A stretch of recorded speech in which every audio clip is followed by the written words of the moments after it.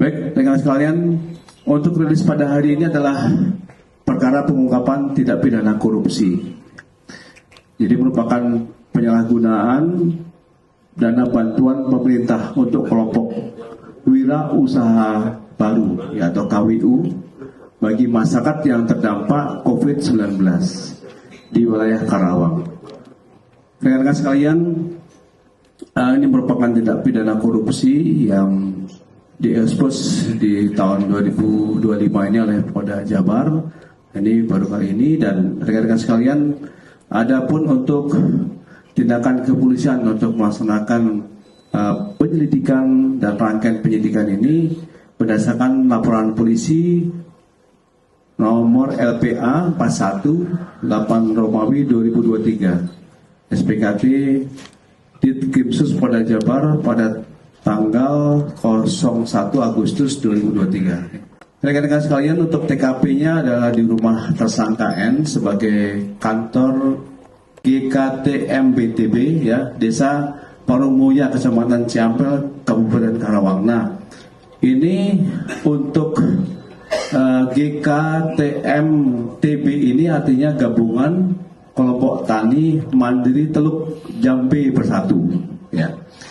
Untuk korbannya adalah Dirjen Bina Penta dan PKK Kemenaker RI, ya, dan merupakan anggaran APBN tahun anggaran 2020. Ini korbannya, dan tersangkanya ada di belakang kita.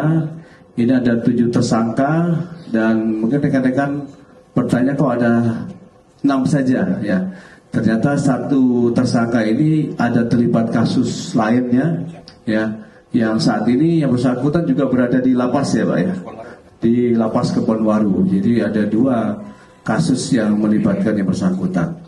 Pertama saudara N, ya, ini merupakan sekretaris jenderal, ya, GKTM-TB, ya. Kemudian yang berikutnya adalah saudara AAA, ini pengurus dari kelompok tani tadi tersebut. Kemudian saudara MY, ini pengurus juga. Kemudian saudara A, ya, tadi A-nya 3 kali, ini A1 kali saja. Ini ketua GKTM-TB, ya. Kemudian ada saudara B, ada saudara E, dan saudara MD, ya.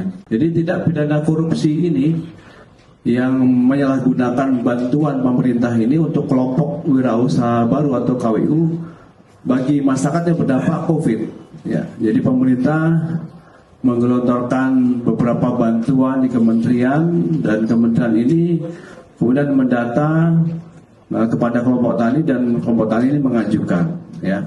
Dan ini pasca COVID. Kemudian peristiwa tersebut dilakukan tersangka oleh N dan kawan-kawan selaku sekjen GKTM-TB dengan cara membuat dokumen. Ya, di sini para tersangka tadi itu tentu saja memberikan usulan dana bantuan pemerintah dari Kemenaker sebanyak 50 kelompok KWU tadi itu, ya. Tetapi di sini dibuatnya fiktif, ya.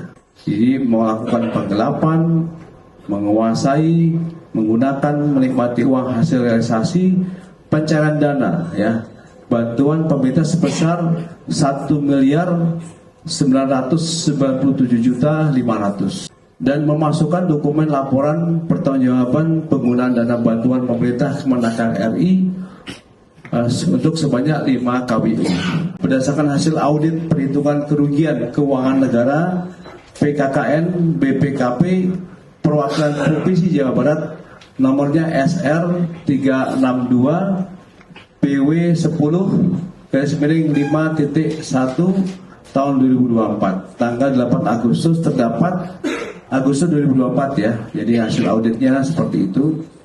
Terdapat kerugian keuangan negara sebesar Rp1.997.500.000 sebagaimana dimaksud dalam pasal 2 ayat 1 dan atau pasal 3 Undang-Undang Nomor 31 Tahun 1999 tentang pemberantasan tindak pidana korupsi sebagaimana diubah dengan Undang-Undang Nomor 20 Tahun 2001 tentang perubahan atas Undang-Undang Nomor 31 Tahun 1999 tentang pemberantasan tindak pidana korupsi, juga pasal 55 ayat 1 ke 1 KUHP pidana.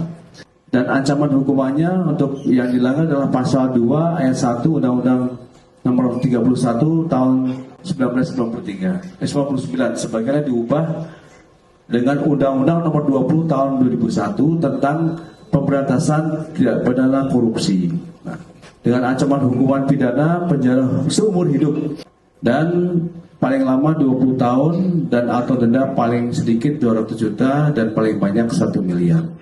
Kemudian untuk pasal yang kedua itu pasal 3 Undang-Undang nomor 31 tahun 1999 sebagaimana diubah dengan Undang-Undang nomor 20 tahun 2001 tentang pemberantasan tindak pidana korupsi juga dengan ancaman hukuman dipidana penjara seumur hidup atau pidana penjara paling singkat 1 tahun dan paling lama 20 tahun dan atau denda paling sedikit 50 juta.